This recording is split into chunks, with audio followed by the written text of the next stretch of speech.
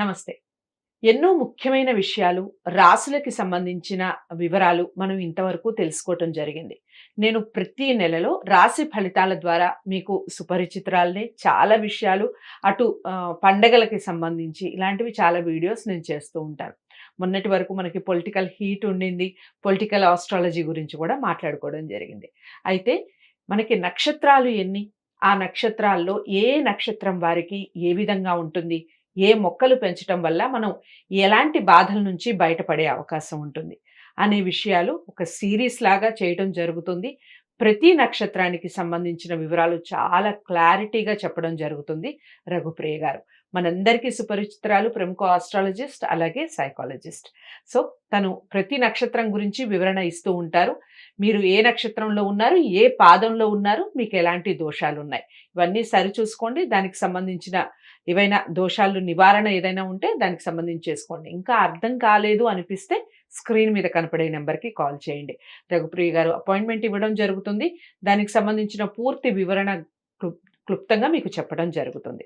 అర్థమైందని అనుకుంటున్నాను. ఇక కార్యక్రమాన్ని మొదలు పెడదాం. నమస్కారం. నమస్తే. రఘుప్రియ గారు, నెక్స్ట్ ఏ నక్షత్రం గురించి చెప్పబోతున్నారు పరిహారాలకు సంబంధించి? ఉత్తర నక్షత్రంలోకి వెళదాం. ఉత్తర నక్షత్ర జాతకులు ఎలా ఉంటారంటే వాళ్ళ లక్షణాలు భోగలాలసలు, సుఖమయమైన జీవితం ఉంటుంది. తర్వాత మంచి విద్యావంతులు. వీళ్ళు ఎంతవరకు చదవాలనుకుంటారో అంతవరకు చదువుతారు. ఎక్కడ బ్రేకులు లేకుండా మంచి ఉన్నతమైన విద్యని అభ్యసిస్తారు.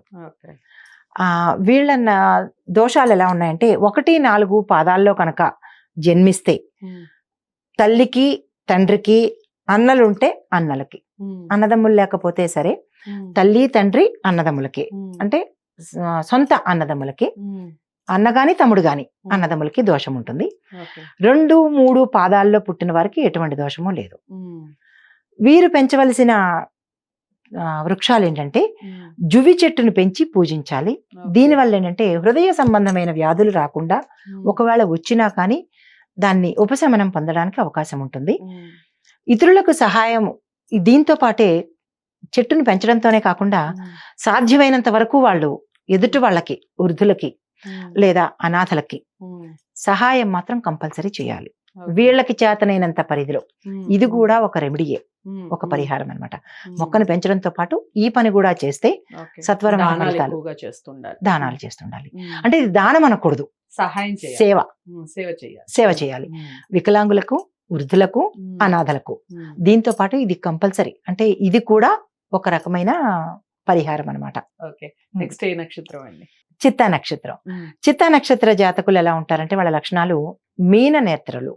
మీన నేత్రం అంటే గుండ్రంగా కాకుండా వీళ్ళ కళ్ళు కోలగా ఉంటాయి అన్నమాట. తర్వాత చేపల్లా ఉంటాయి. తర్వాత వీళ్ళు చాలా గడసరులు, చాలా గడుసుతనం ఎక్కువ ఉంటుంది వీళ్ళకి.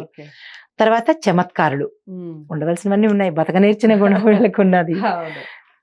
అయితే వీళ్ళు దోషాలు ఎలా ఉన్నాయంటే 1వ పాదంలో తండ్రికి దోషం, గండం కాదు. 2వ పాదంలో తల్లికి, 3వ పాదంలో తోడబుట్టిన వారికి, ఆడపిల్లలైనా అన్నదమ్ములైనా తోడబుట్టిన వారికి ఉంది. 4వ పాదంలో జన్మించిన వారికి ఎటువంటి దోషాలు లేదు. తదుపరి వీళ్ళు పెంచవలసిన చెట్లు మారేడు లేదా తాళ చెట్లు. తాళపత్ర గ్రంథాలు అంటాం కదా, అంటే తాడి చెట్టు అన్నమాట. తాడి చెట్టుని పెంచాలి. అయితే దీనివల్ల ఏమిటి అంటే పేగులకి, అల్సర్కి, జననాంగాలకి సంబంధించిన వ్యాధులు కానీ లేదా ఇంకితరత్ర ప్రాబ్లమ్స్ ఏమైనా ఉంటే కనుక ఉపశమనం ఉంటుంది. వచ్చిన వాళ్ళకి రాకుండా పోతుంది అనమాట. వీళ్ళ గుణగణాలు ఎలా ఉంటాయంటే చాలా తెలివిగా ఉంటారు, ఎవరిని నొప్పించని మనస్తత్వం వాళ్ళు. సో చమత్కారులు, నిజంగానే నొప్పించక తాను ధన్యుడు సుమతి అన్నట్టు వీళ్ళకి అన్ని లక్షణాలు చాలా. చిత్తా నక్షత్రం వాళ్ళు చిత్తాన్ని భ్రమింపజేస్తూ ఉంటారు అనమాట. సో ఇట్లాంటి నక్షత్రం వీళ్ళ తాలూకా లక్షణాలు. విన్నారు కదా.